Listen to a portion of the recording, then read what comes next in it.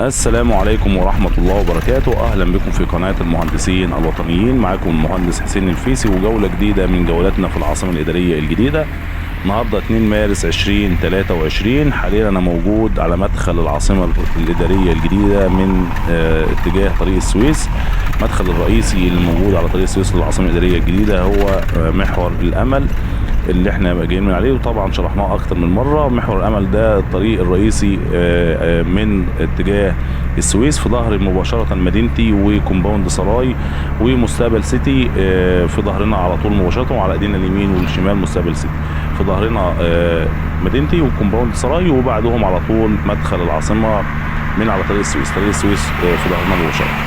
هناخد جولة كده سريعة من المكان اللي احنا فيه، او من مدخل العاصمة الإدارية لحد ما نروح عند البرج الأيقوني.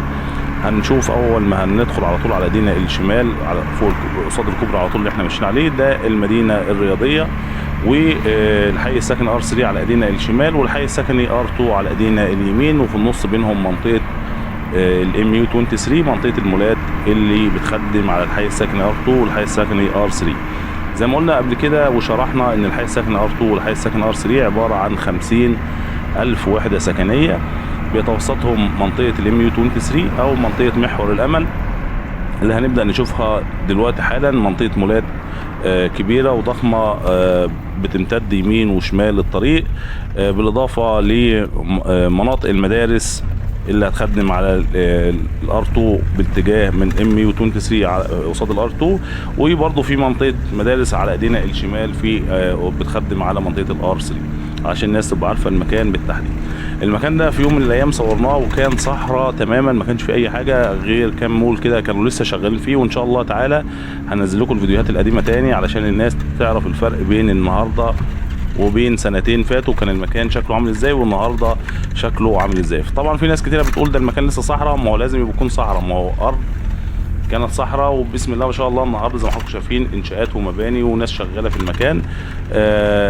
زي ما حضراتكم شايفين كده انشاءات كبيره جدا وضخمه، كلها المنطقه دي كلها منطقة مولات تجارية ومكاتب إدارية وعيادات طبية بتخدم على حيين سكنيين كبار جدا، هيكون فيهم ما لا يقل عن 300 أو 400 ألف نسمة في المكان هنا. فالمكان ده كله إن شاء الله تعالى في المستقبل القريب، يعني مش بعيد خالص، إن شاء الله على ممكن على 2025 كده يكون المكان ده اكتمل بالكامل بإذن الله تعالى. زي ما حضراتكم شايفين المولات يمين وشمال الطريق شغالين والدنيا شغاله هنا. في مولات خلاص خلصت زي جولدن تاور زي بايونير بلازا، في مولات لسه شغالين فيها، وفي مولات لسه يعني الحركه الانشائيه فيها ضعيفه شويه.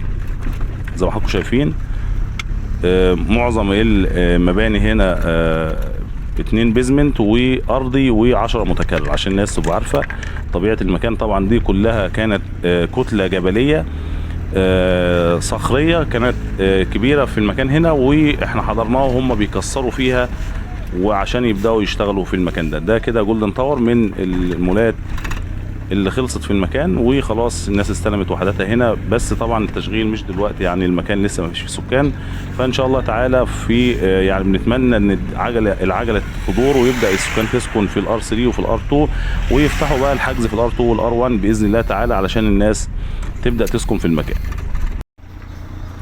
زي ما حضراتكم شايفين في الصوره كده ده باريس ايست مول، وبعد منه باريس مول التابعين لشركه بيراميدز، وده كده مدخل الحي السكني R3 من على الميدان الكبير اللي احنا موجودين عليه. زي ما حضراتكم شايفين ده كده هيكون مدخل للحي السكني R3، وقصادنا على طول في ظهرنا على ايدنا اليمين مدخل الحي السكني R2 هيكون من هنا كده، ودي مدرسه طبعا قصاد الحي السكني R2. الصف ده كده يعني تاني صف من الطريق الرئيسي اللي احنا ماشيين عليه، فيه هيكون اكتر من مدرسه بيخدموا على الR2، ونفس القصه الصف الرئيسي اللي احنا ماشيين عليه في ظهره على طول هيكون في اكتر من مدرسه بيخدموا على الحي السكني R3. ده كده احنا ماشيين ده على ارض الواقع، والصوره من ارض الواقع النهارده الخميس 2 مارس 2023 علشان الناس اللي متابعه معانا.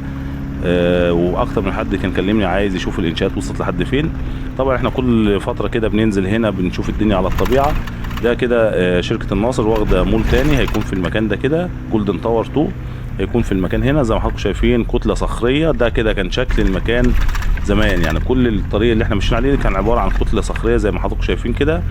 اتهدت واتكسرت وطلع تحت. طبعا كل مول من المولات دي فيه 2 بيزمنت عباره عن باركنج للسيارات تحت كل المولات المباني الانشائيه اللي قدام حضراتكم. يعني كل مول من ده او كل مبنى من المباني اللي قدام حضراتكم تحت منها 2 بيزمنت او دورين 2 تحت الارض عباره عن باركنج للسيارات عشان ما يبقاش في زحمه في المكان. طبعا الانشاءات هنا عباره بتكون تقريبا 30% من مساحه الارض. يعني لو انت واخد مثلا 6000 متر بتبني على 2000 متر والباب يكون قدام المول بتاعك اوبن اريا يعني او الدور اريا. قدام حضراتكم ده كده بدأت تظهر دي مدرسة 7 بيلر، صورناها اكتر من مرة في ظهر الخط اللي احنا ماشيين عليه. وهنبدأ نخش على محور الوزارات. حضراتكم شايفين كده ده الحي السكني R2 ويعتبر اكتمل. طبعا احنا صورناه في فيديو سابق، الناس ممكن ترجع للفيديوهات بتاعتنا هتلاقينا لسه مصورينها ومصورين المدارس. في اكتر من 4 أو 5 مدارس شغالين جوه الحي السكني R2. بدأ يظهر من هنا البرج الايقوني على محور بن زايد الشمال. ان شاء الله تعالى هناخد جولتنا لحد ما نروح هناك. ناس ما تنساش تعملوا لايك للفيديو وسبسكرايب للقناه لو انت اول مره تتابع قناه المهندسين الوطنيين. زي ما حضراتكم شايفين كل دي انشاءات والناس شغاله في المكان. زي ما حضراتكم شايفين كده في الصوره، في مولات بدات الواجهات الخارجيه تكتمل، في مولات لسه شغالين في الخرسانه، في مولات لسه ما يعني ما عملوش فيها حاجه بصراحه. ده كده الوضع على الطبيعه.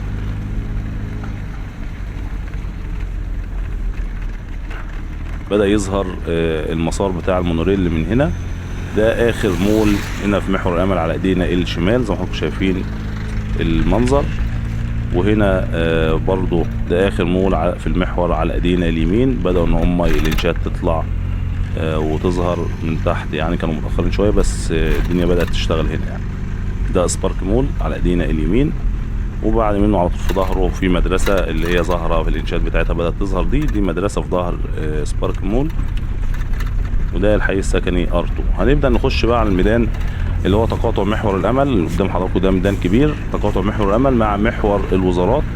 وقلنا محور الوزارات ده جاي من الطريق الدائري الاوسطي، بيمر على الحي السكني R1 والحي السكني R2 والحي السكني R3، وبعد كده بيعدي الطريق الدائري الاقليمي وبيروح عند منطقة المنطقة الحي المالي، وبيخش على منطقة الوزارات لحد ساحة الشعب. زي ما حضراتكم شايفين ده كده تقاطع محور الوزارات مع محور الامل. كده لو كملنا على طول في طريقنا ومشينا هنروح على الحي السكني R5 باذن الله. هنصوره وهنخصص له جوله مخصصه لوحده علشان الناس اللي طلبوا مننا نصور الاعمال في الحي السكني R5 باذن الله. في اقرب فرصه هنروح وهنصور المكان. ده كده محور بن زايد الشمالي. وبدات المساجد اللي بيبنوها هنا. طبعا محور بن زايد الجنوبي عليه مسجد الشهيد رقم 1 و2 و3. محور بن زايد الشمالي اللي احنا هنشوفه دلوقتي عليه مسجد الشهيد رقم 4 و5 و6. يعني قدام كل حي سكني هيكون في مسجد كبير زي اللي قدام حضراتكم بدأوا يبنوا فيه هنا قدام حضراتكم على ايدينا اليمين. النفق اللي قدام حضراتكم ده كده بيعدي محور بن زايد الشمالي وبنخش في قلب منطقة النهر الأخضر، وبعد كده بنروح على محور بن زايد الجنوبي وبنعدي ونروح الR5 والR6 من قدام حضراتكم من النفق اللي قدام حضراتكم ده كده.